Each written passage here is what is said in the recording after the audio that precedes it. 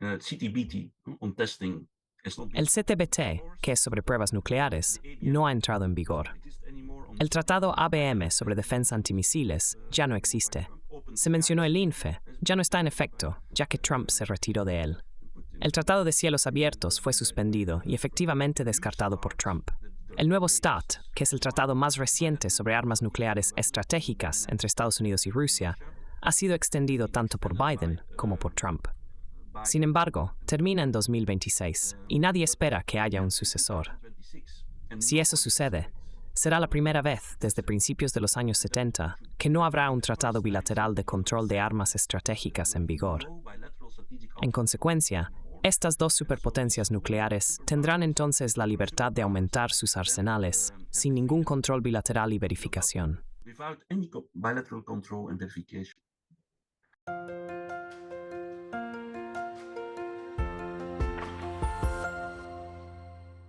Hello, everybody. This is Pascal from Neutral. Hola a todos, soy Pascal de Estudios de Neutralidad y hoy estoy hablando con mis dos colegas académicos, Tom Sauer y Heinz Gärtner. Tom es profesor de Política Internacional en la Universidad de Amberes en Bélgica. Se especializa en estudios de seguridad, especialmente en control de armas nucleares, proliferación y desarme. Su último libro coeditado se titula Alianzas en Asia y Europa, la estrategia Indo-Pacífica en evolución, contexto y alineaciones interregionales. Heinz también es profesor universitario y docente en el Departamento de Ciencias Políticas de la Universidad de Viena. Es miembro de la Junta del Instituto Internacional para la Paz. En 2022, él y yo coeditamos el volumen Neutral más allá de la Guerra Fría, Estados neutrales y el sistema internacional de la posguerra fría. Tom, Heinz, gracias por acompañarme hoy. Heinz, thanks for joining me today. Buenos días, Pascal. Good morning. So, both of you are... Buenos días. Ambos son expertos en asuntos nucleares y seguridad. Me gustaría discutir particularmente el estado global actual de los problemas nucleares en esta primera parte de la entrevista. Para todos los que nos escuchan, hoy en día hay 9 estados armados nucleares. 5 de ellos poseen estas armas de acuerdo con el derecho internacional y el Tratado sobre la No Proliferación de Armas Nucleares, o el TNP. Estos son Estados Unidos, Rusia, China, Gran Bretaña y Francia.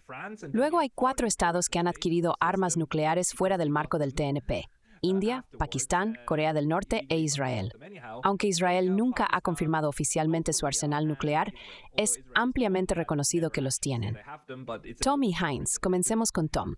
Entre estos 9 estados, ¿cuál les preocupa más como un posible usuario de armas nucleares? ¿Cuál es el estado actual de la cuestión sobre la no proliferación y la reducción del número de armas? Non-proliferation and decreasing the weapons today. Permítanme comenzar diciendo que hoy en día hay una crisis completa con respecto a la gobernanza de las armas nucleares. Esta crisis abarca los ámbitos de control de armamentos, no proliferación y desarme. Además de eso, tenemos la guerra en Ucrania, donde Rusia, un estado con armas nucleares y uno de los firmantes del Tratado de No Proliferación, atacó a un estado no poseedor de armas nucleares. Esto se hizo tras un muro de 6.000 armas nucleares, lo cual es muy cobarde. Rusia también ha amenazado explícitamente con usar estas armas nucleares en diferentes ocasiones durante la guerra. Así que, si me preguntan qué estado con armas nucleares podría usarlas primero en el corto a mediano plazo, es Rusia. Afortunadamente, Rusia está manteniendo su posición. No está perdiendo, porque la amenaza de que Rusia use armas nucleares aumentaría si fuera expulsada de Ucrania. Eso no está sucediendo en este momento, y creo que el mundo debería estar agradecido por eso. Quiero aclarar que no estoy defendiendo a Putin. No soy un partidario de Putin, pero estoy mirando esta guerra a través del prisma del orden global y la estabilidad. En ese sentido, hay un riesgo real de que Rusia pueda usar un arma nuclear táctica en Ucrania, lo que podría escalar a una guerra nuclear mundial en el peor de los casos. Por supuesto, deberíamos trabajar para prevenir eso.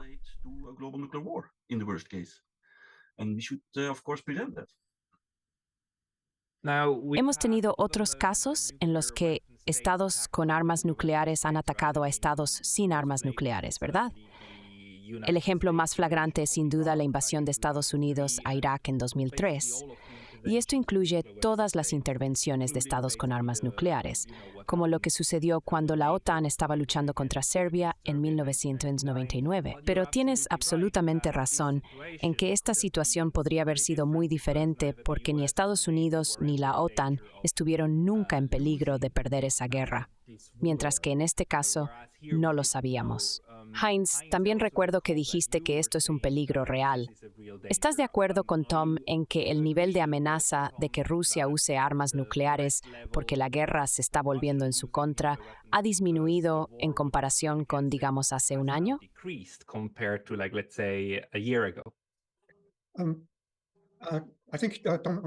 Creo que Tom tiene razón. Existe la posibilidad de que uno de los estados con armas nucleares, incluida Rusia, pueda utilizar armas nucleares. Sin embargo, me gustaría discutir las razones estructurales y las causas del peligro creciente del uso de armas nucleares. Tenemos esta tendencia a ver las armas nucleares como más utilizables. Desde su primer uso, las armas nucleares han tenido dos dimensiones. Una es la disuasión, pero no se trata solo de disuasión. También se trata del potencial para la guerra, para convertirlas en armas de combate. Esto fue evidente en Hiroshima. Las bombas atómicas tenían allí dos funciones. Una era disuadir a Rusia de ocupar Japón, y la segunda era la dimensión militar. Vimos el mismo debate en los años 50 y 60 con el concepto de destrucción mutua asegurada. Ambos lados intentaron hacer las armas nucleares utilizables, aunque esto siempre llevaba a un resultado suicida.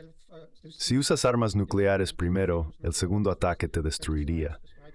Pero han incorporado niveles de escalada en todas las tríadas, naval, aérea y misiles basados en tierra.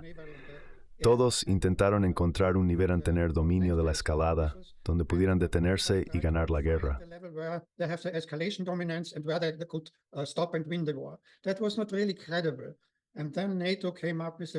Eso no era realmente creíble. Y luego la OTAN presentó la teoría de la respuesta flexible. Entonces, si Rusia y los países del Pacto de Varsovia, que en ese momento incluían a la Unión Soviética, iniciaran una guerra convencional, nosotros comenzaríamos con armas nucleares más pequeñas y luego subiríamos por la escalera de escalada. Esta escalera, por cierto, fue inventada por Herman Kahn. Él delineó varios pasos de escalada donde se podría considerar la guerra nuclear. Y ahora hemos desarrollado armas nucleares realmente pequeñas. Cuando digo bastante pequeñas, me refiero a aproximadamente la mitad del rendimiento de la bomba de Hiroshima. Y ya no tenemos el Tratado INF. El Tratado INF se estableció y concluyó porque había una preocupación en Europa y un fuerte movimiento de paz también, de que una guerra nuclear podría limitarse al campo de batalla europeo. Esto se debía a que las armas nucleares tácticas y más pequeñas, como el SS-20 soviético, el Pershing II y los misiles de crucero, solo podrían usarse en territorio europeo. Eran percibidas como lo suficientemente pequeñas como para no escalar al nivel más alto de destrucción mutua asegurada. Ahora, por un lado, tenemos armas nucleares más pequeñas, y por otro lado,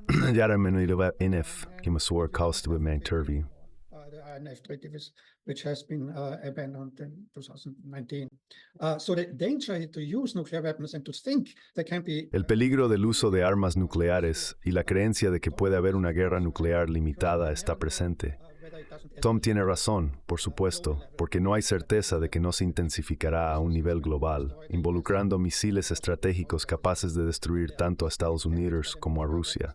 Sin embargo, los estados con armas nucleares están intentando limitar su uso.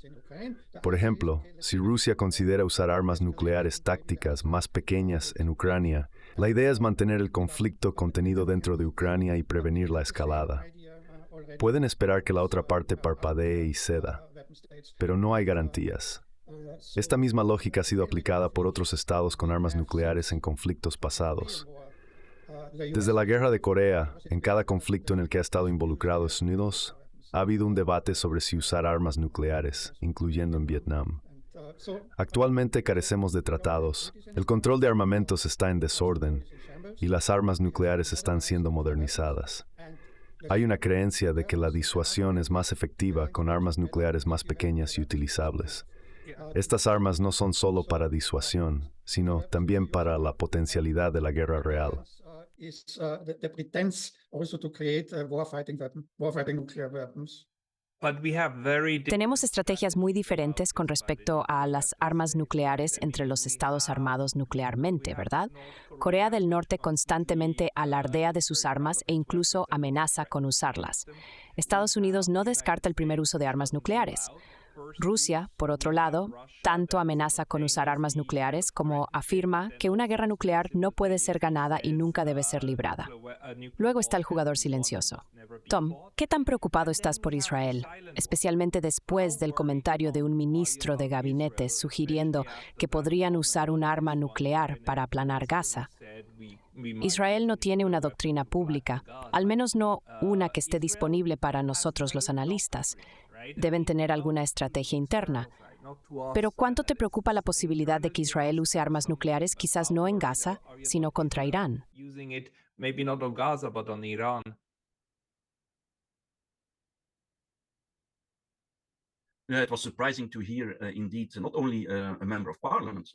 Fue realmente sorprendente escuchar no solo a un miembro del Parlamento israelí, sino también, una semana después, a un ministro discutiendo el posible uso de armas nucleares israelíes, en Gaza, además de la destrucción que ya vemos ahora, con el 80% de los edificios destruidos. Por supuesto, esta no era una visión generalizada, y el ministro ha sido despedido o al menos suspendido por Netanyahu. Sin embargo, esto dice algo sobre los sentimientos en la sociedad israelí con respecto a la guerra en curso. Personalmente, no creo que Israel recurra a esto. Por cierto, la guerra está llegando a su fin. Israel ya ha atacado el norte y el centro, y ahora está en el sur de Gaza. Entonces, si me pides mi predicción, se retirarán en un par de semanas, o a más tardar, meses. Pero tienes razón, la mayor amenaza en Medio Oriente es la tensión entre Israel e Irán. Y cuando hablamos de Israel, cada vez se están haciendo más acuerdos de paz, incluida la posibilidad de un nuevo acuerdo de paz con Arabia Saudita. Esto podría escalar las tensiones. Irán está muy cerca de conseguir una bomba. Tienen todos los ingredientes. Es solo una decisión política que debe tomar el Ayatollah Khamenei. Podemos discutir esto, porque estoy seguro de que Heinz también tiene algunas opiniones al respecto. Pero si Irán se vuelve nuclear, las opiniones estarán divididas. Los defensores de la disuasión nuclear argumentarán que esto estabilizará la región, ya que ambos estados tendrán armas nucleares.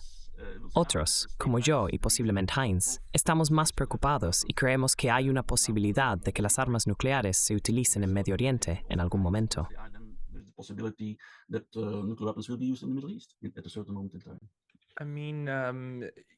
Israel ha asesinado repetidamente a científicos nucleares iraníes en Irán, y Estados Unidos asesinó al señor Soleimani, un general de alto rango, en Bagdad hace 2 años. Por lo tanto, la amenaza de que ocurra un incidente en Irán es significativa. Heinz, ¿cuáles son tus mayores preocupaciones con respecto al programa nuclear de Irán? ¿Te preocupa más que pueda ser saboteado inicialmente o que su lanzamiento real pueda convertirse en un casus belli?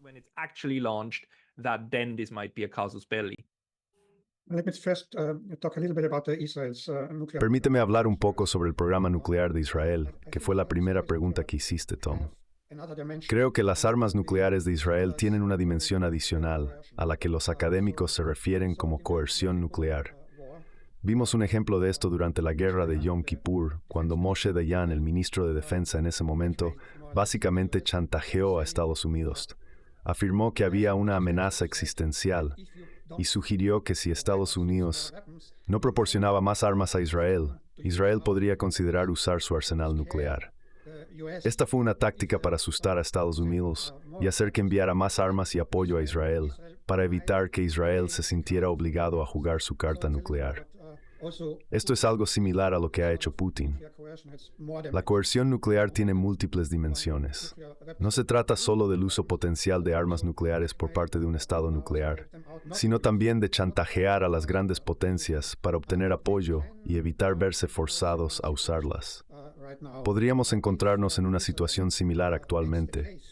Si Israel argumenta que hay una amenaza existencial, quizás no en Gaza, pero si el conflicto con Hezbollah en Líbano se intensifica y se involucra a Irán, Israel bien podría amenazar con usar sus armas nucleares, alegando que su existencia está en juego. Y creo que la amenaza del ministro de Cultura de usar armas nucleares en Gaza fue deliberada. Estaba destinada a demostrar que Israel tiene una opción poderosa que podría desplegar en un conflicto más amplio de Medio Oriente. Él fue, por supuesto, despedido, como Tom mencionó, pero su despido fue un movimiento calculado porque alguien tenía que hacer esa declaración. También fue una admisión implícita de que Israel posee armas nucleares, aunque no lo han admitido claramente hasta la fecha. Pascal, ¿querías preguntar algo? Pascal, you wanted to ask something. ¿Tenemos estimaciones de cuántas armas nucleares tienen y de tipo son? Además, ¿están montadas en cohetes o tendrían que ser entregadas por avión? Maybe Tom, Tom, quizás tú tengas más información. Las estimaciones sugieren que Israel tiene entre 80 y 200 ojivas nucleares en la instalación de Dimona. No estamos seguros de dónde más podrían estar desplegadas. Por lo que entiendo, deberían estar montadas en misiles de alcance medio. Pero Tom, tal vez tú tengas detalles más precisos. Sí, es en gran parte un secreto porque los israelíes no lo discuten abiertamente. Este secreto es también la razón por cual el concepto de una zona libre de armas nucleares en Medio Oriente no despega.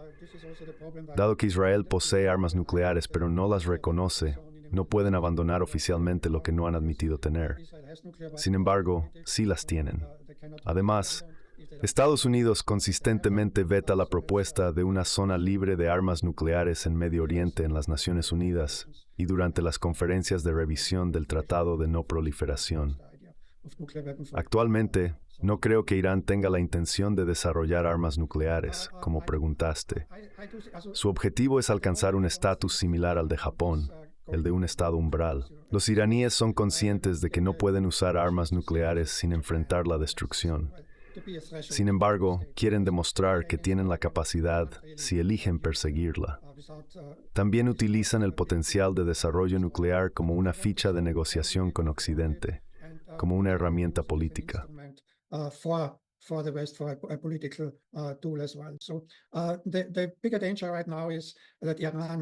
El mayor peligro en este momento es que Irán se involucre en el conflicto de Medio Oriente. Como mencioné, Israel también está participando en acciones provocativas. Los hutíes, quiero decir Hezbollah, están enviando armas al norte de Israel, mientras que los budistas no están involucrados en el envío de armas al Mar Rojo. Al mismo tiempo, Israel está atacando y asesinando a líderes de Hezbollah, no solo a líderes de Hamas, en Líbano. Irán constantemente declara su apoyo a Hezbollah, pero expresa el deseo de evitar una guerra mayor. Mantiene que Hezbollah toma sus propias decisiones con respecto a sus acciones. Sin embargo, si hay más asesinatos de milicias respaldadas por Irán en Irak y Siria, Irán podría involucrarse. De suceder eso, Israel argumentaría que Estados Unidos también debería involucrarse. Para Netanyahu, el principal adversario no es tanto Hamas. Israel podría potencialmente desmantelar la estructura militar de Hamas. La amenaza duradera para Netanyahu es Irán, al cual ve como un hegemón geopolítico y natural en la región. Israel percibe esto como un peligro para su existencia, mientras que Hamas por sí solo no desafía la existencia de Israel. Sin embargo, la combinación de Hezbollah e Irán podría representar una amenaza significativa. Mantengámonos en el tema nuclear por un momento antes de profundizar en esto. Tom, ¿qué te haría añadir?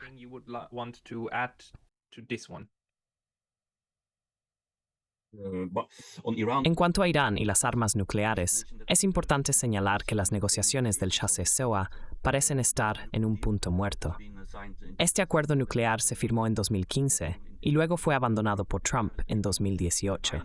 Cuando Biden asumió el cargo, se propuso revitalizar el acuerdo, pero estos esfuerzos no han tenido éxito.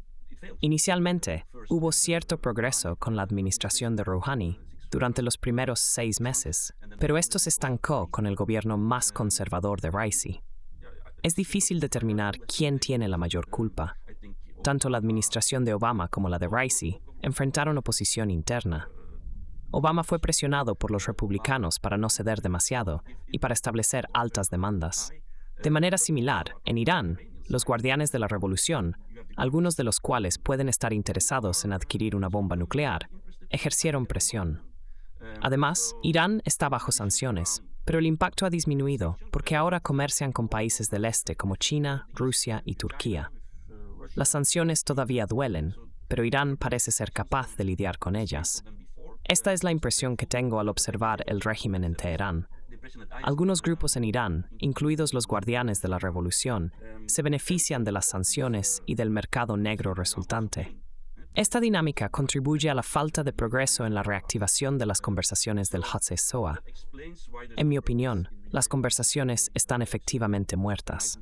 Esta situación nos lleva a considerar la opción japonesa, donde tanto Japón como Irán podrían potencialmente producir armas nucleares en cuestión de semanas o meses. Sin embargo, creo que hay un mayor riesgo con Irán, ya que existe la posibilidad de que el líder supremo, el Ayatollah Khamenei, decida buscar formalmente armas nucleares, probando una y declarando su posesión públicamente.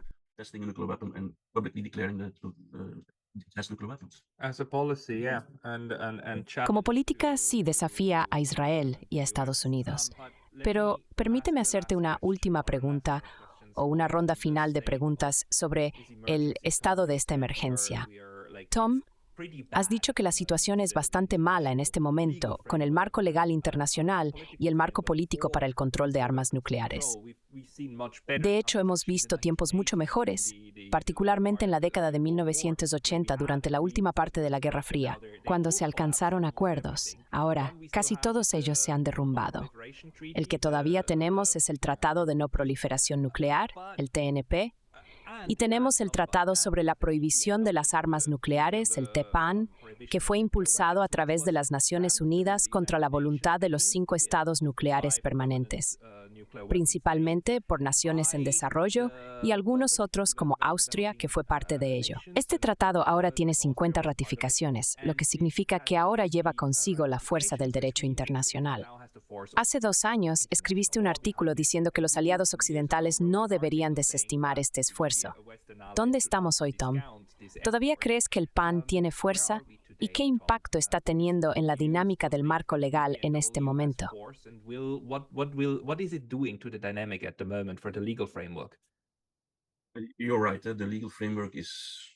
Tienes razón. El marco legal está en mal estado.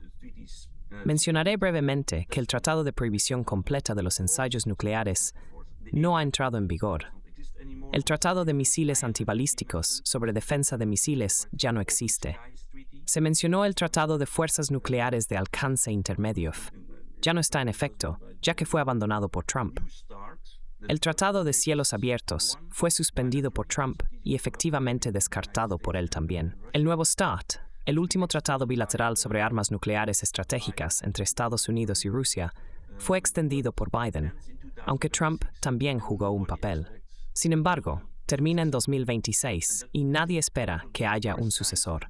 Esta será la primera vez desde principios de los años 70 que no habrá un tratado bilateral de control de armas estratégicas en vigor.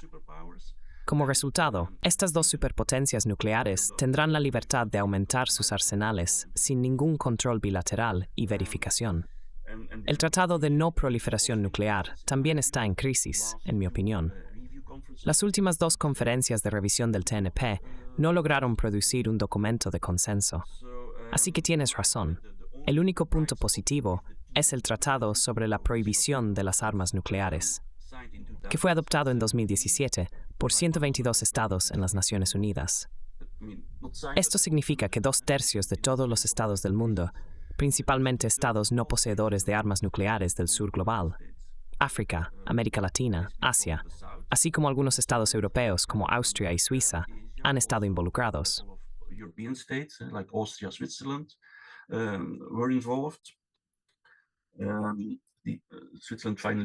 Suiza finalmente no firmó, y esto sigue siendo un desarrollo revolucionario. Este tratado es el primero en prohibir las armas nucleares, al igual que las armas químicas y biológicas, las minas terrestres y las municiones en racimo han sido prohibidas. llena un vacío legal en el ámbito nuclear y debe ser visto como una señal a los Estados armados nucleares para que tomen en serio el desarme nuclear, cumpliendo la promesa del artículo 6 del Tratado de No Proliferación Nuclear. Como indicaste, los Estados armados nucleares generalmente no recibieron bien el tratado.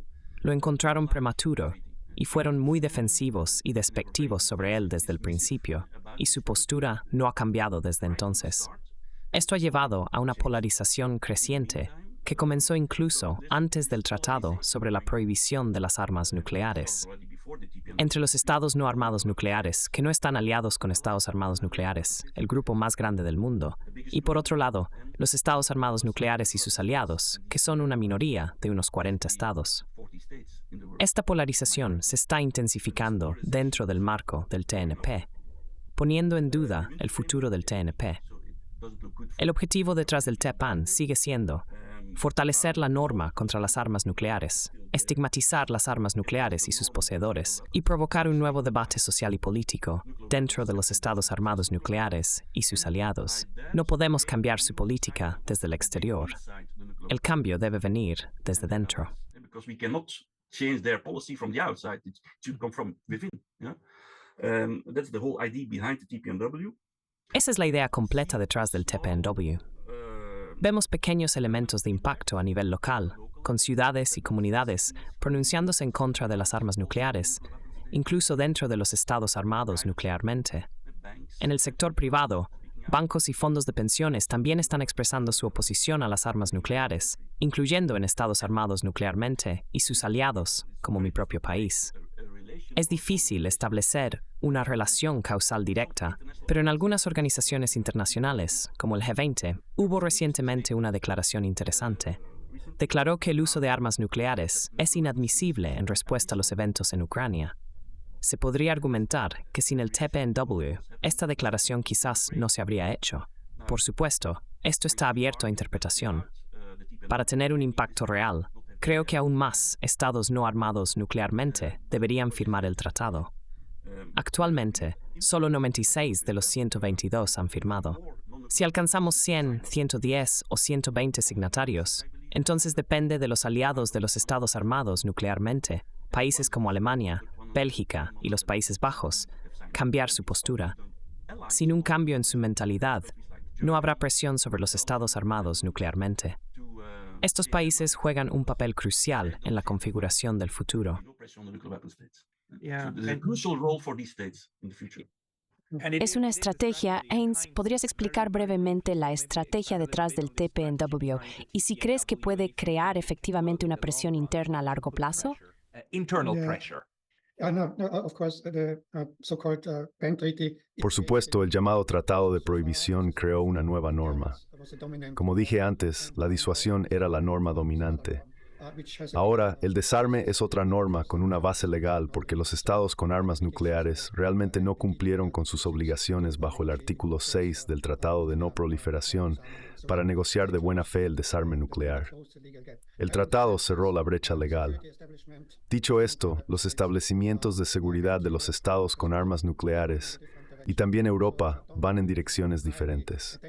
Tom y yo asistimos a una conferencia en Bruselas, una conferencia de la UE sobre no proliferación y desarme. Sin embargo, la norma dominante era la disuasión y la defensa, no el desarme. El Tratado de Prohibición apenas se mencionó. No es casualidad que la mayoría de los firmantes y ratificaciones del Tratado de Prohibición provengan del sur global. Si miras el continente, Europa tiene la menor cantidad de miembros del tratado, lo cual se esperó porque incluye a los estados de la OTAN. Members of the treaty come from, of course, because we have the NATO states. And the NATO states, of course, rely also on the nuclear umbrella. Los estados de la OTAN dependen del paraguas nuclear de Estados Unidos, que incluye el compartir armas nucleares. El concepto del paraguas nuclear esencialmente dice que se utilizarán armas nucleares si un aliado es atacado, lo cual es lo opuesto a lo que establece el Tratado sobre la Prohibición de las Armas Nucleares. El TPAN promete no utilizar armas nucleares.